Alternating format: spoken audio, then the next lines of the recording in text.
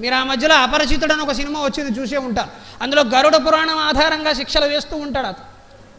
అది చదివితే ఆ శిక్షలు చూస్తే పాపం చెయ్యాలంటే వెన్నులో వణుకు పుడుతుంది. పాపం చెయ్యాలి, అమ్మో పెళ్ళయ్యాక ఇంకొక అమ్మాయిని చూస్తే ఎంత శిక్ష, ఎంత ఘోరమైన శిక్ష తెలుసా?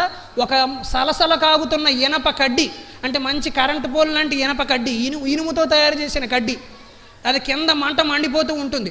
దానికి చక్కగా తాళ్లతో, మన బట్టలు కూడా ఉండవు, మన తాళ్లతో దానికి కట్టేస్తారు. ముందు భాగం అంతా కాలిపోతూ ఉంటుంది, కానీ మనిషి చావడు. మనిషి చనిపోయాక కదా ఈ శిక్ష. కానీ వేరే శరీరాన్ని ధరిస్తాడు, యాతనా శరీరాన్ని ధరిస్తాడు ఆ మానవుడు. అప్పుడు ఆ నొప్పి తెలుస్తూ ఉంటుంది. ఇప్పుడు చూడండి, పెళ్ళయ్యాక భార్యను కాకుండా ఇంకొక అమ్మాయిని భయం వేయటంలా కొంచెమైనా. అందుకని గరుడ పురాణం నిత్యపారాయణ గ్రంథం. అది ఇంట్లో పెట్టుకుంటే ఏ పుణ్యము రాదు, మెదడులోకి పెడితేనే కాస్త పుణ్యం వచ్చే అవకాశం.